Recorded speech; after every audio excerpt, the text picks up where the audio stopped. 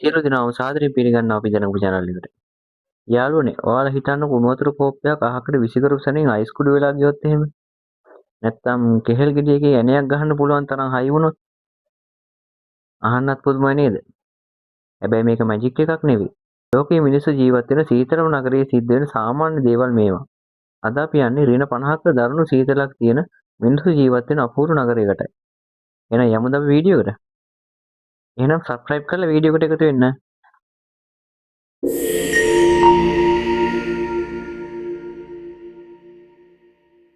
යාළුවනේ, ඔයාලා හිතන්නකෝ අපිට සෙල්සියස් අංශක 15කට විතර සීතලක් ආවත් මොනතරම් ගැහෙනවද කියලා. හැබැයි අද මම ඔයාලා වරන් එන්නේ සාමාන්‍ය ඍණ 50ක් විතර දරුණු සීතලක් තියෙන මිනිස්සු ජීවත් වෙන ලෝකයේ සීතලම නගරයටයි.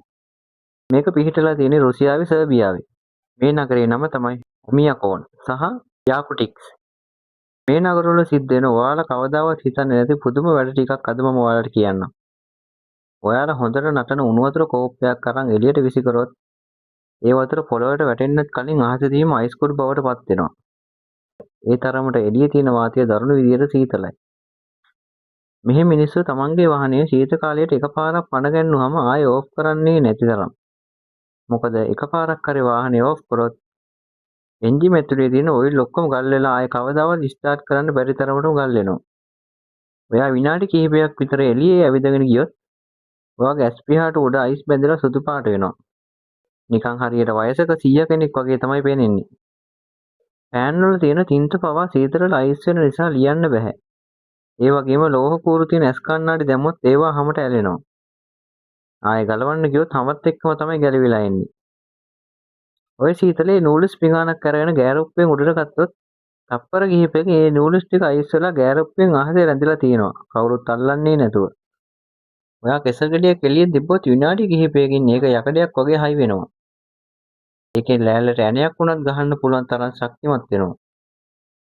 මෙහි මිනිස්සුන්ට කෑම කල් තියාගන්න පීසර ඕනේ නැහැ. ගෙදර එක කාමරයක් රත් කරන්නේ නැතුව නිකම්ම තියෙනවා. එතකොට ඒ කාමරය එළිය වගේම සීතල වෙන නිසා තමයි එයාලගේ පීසර එක. කරන්ට් බිල සතයක්වත් යන්නේ නැහැ. කවුරු හරි කෙනෙක් නැති වුණොත් වලක් කපන එක ලේසි නැහැ. මොකද පොළොව ගල් වගේ අයිස් වෙලා තියෙන්නේ. ඒ නිසා මුලින්ම ගිනි ගොඩවල් ගහලා පොළොව උණු කරලායි දවස් ගාණක් තිස්සේ වලවල් කපන්නේ. ලංකාවේ අපිට පොද වැස්සක් වටනත් ඉස්කෝලේ යන්න කම්මැලිනේ. හැබැයි මෙහි ළමයින්ට ඉස්කෝලේ නිවාඩු දෙන්නේ උෂ්ණත්වය ඍණ 50කට අඩු වුණොත් විතරයි. ඍණ 40ක් වුණොත් ළමයි හිමෝඩ සෙල්ලම් කරනවා. ඔයාට විනාඩි 20ක් විතර දුර ඇවිදින්න තිබ්බොත් ඒකට පැයක් විතර යනවා. මොකද හැම විනාඩි 5කට සැරයක්ම මග තියෙන සුපර් මාකට් එකට හෝ බැංකුවකට ඇතුල් වෙලා ඇඟ රත් කරගෙන තමයි ආයෙත් ඇවිදින්න වෙන්නේ. නැත්තම් ඇඟේ ඇඟිලි අකර්මණ්‍ය වෙලා නැති වෙන්න පුළුවන්. ඉතින් යාළුවනේ මේ වගේ පරිසරයක දවස් ගාණක් හරි ජීවත් වෙන්න පුළුවන් වුණොත් ඔයාලා කැමතිද? පල්ලෙහෙන් කමෙන්ට් එකක් දාන්න. වීඩියෝ එකට ලයික් එකක් දාලා channel එක subscribe කරන්නත් අමතක කරන්න එපා.